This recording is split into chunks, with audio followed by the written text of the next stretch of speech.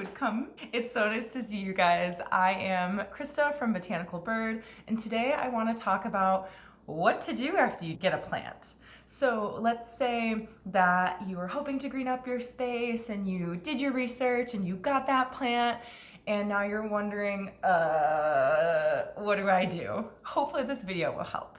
So step one, I would recommend that you watch one of my previous videos, which was about how to greenify your space, and I'll throw that up in the cards right now. And don't worry, if you haven't done your research, pre-planned purchase, that's okay. That happens to all of us. There's still time.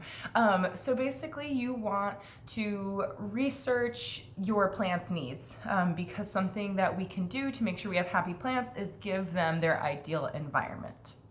Okay, so let's say now you have already done your research, you know your plant's soil, light, water, humidity needs, you know if it's toxic or not, you're not going to feed it to your babies or your pets, and you are good to go.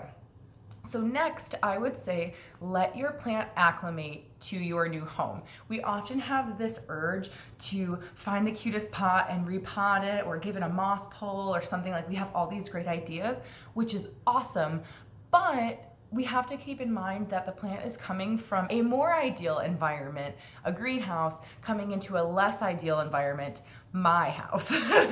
And so that's another reason why you want to give it as much of what it needs as possible to keep it in its ideal environment.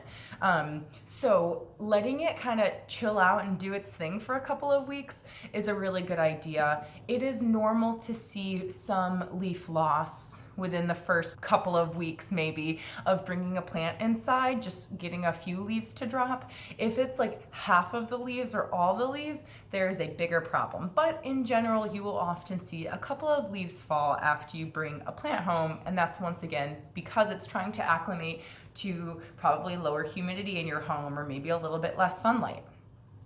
Okay, so after you let it do its thing, the next thing you're gonna wanna do is find a good pot situation for it.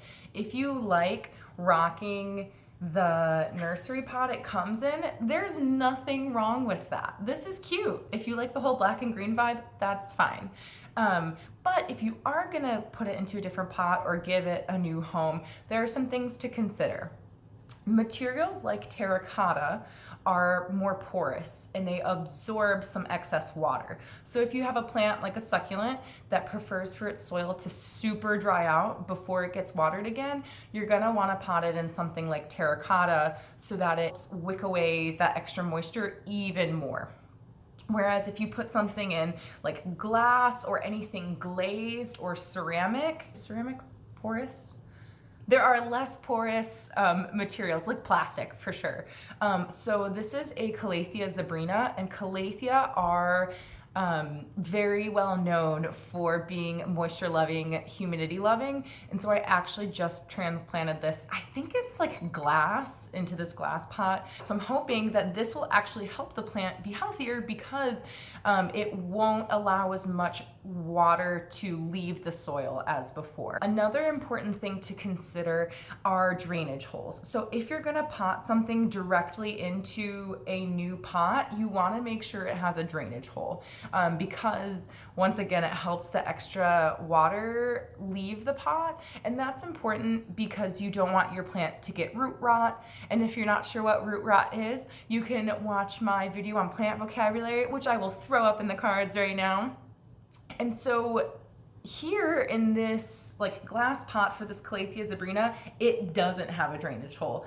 And this is one of the first plants that I've ever potted into a pot without drainage hole on purpose.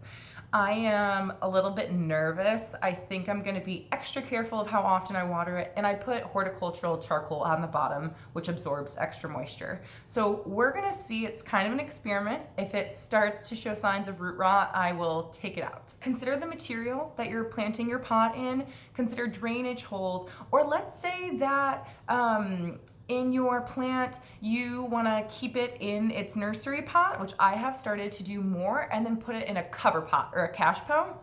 For example, the Syngonium Pink Splash, I have it rocking its nursery pot because it's new to me, and rather than buy a new pot, I actually knitted a little koozie for it, and I just boop stick it in there, and you don't see the nursery pot, but I didn't have to transplant it, I didn't spill dirt everywhere, and I'm not disrupting it from acclimating from my space. If you are potting a plant or keeping a plant in a container that has drainage holes, you might want to consider drip trays, which are, and I have one in the bottom here, just like plastic rounds or a terracotta round that you can just stick your plant on top of so excess water doesn't get onto your floor or your tables or wherever you have it. So those are 3 big recommendations I would make. Consider the material of the pot that you're using. You can use it as a cover pot if you'd like, or drip trays. So just some considerations for putting your plant in a new home. Next, I would recommend that you keep an eye on your plants without obsessing over them. I know with quarantine right now, I am hyper vigilant of my plants and I am bordering on helicopter plant parenting. And so that cannot be the greatest sometimes. But if we watch our plants, they do have a way of telling us if we're giving them what they need. For example, in my Calathea zebrina in the glass pot, if I see the leaves starting to yellow, I'm thinking it's probably getting too much water. If I see in my succulent that tips are starting to brown, I might think maybe it's getting a bit too crispy and I need to water more frequently. Or consider, if it's planted directly into the terracotta, maybe consider planting it into something that retains a little bit more moisture. So watching your plants without obsessing over them. It's a fine line, friends. Next, I'd say in general, for general plant care, I find that most of my tropical plants like their soil to dry out. And so how I know when it's time to water most of them is I stick my finger as far in the soil as I can. And if I feel any moisture, I give it a little bit more time. And then after the soil is completely dry, depending on the plant, I will completely soak the plant until water freely flows out the bottom.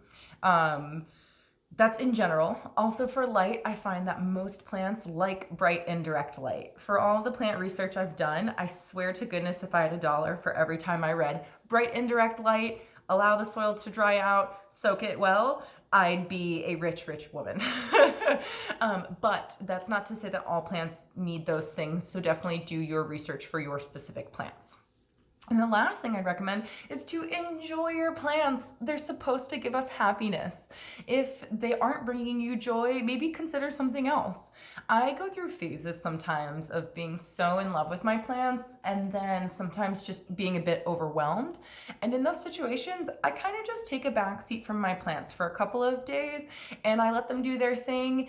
And sometimes that can be better for them if we're not just hovering over them all the time. I hope that this video was helpful for you in considering what to do now that you have plants. And don't forget, you can follow me on Instagram at botanical_bird. Bird has a U instead of an I. And then don't forget to subscribe to this YouTube channel if you liked my video. Thank you so much, everyone. And don't forget, I'm rooting for you. Bye.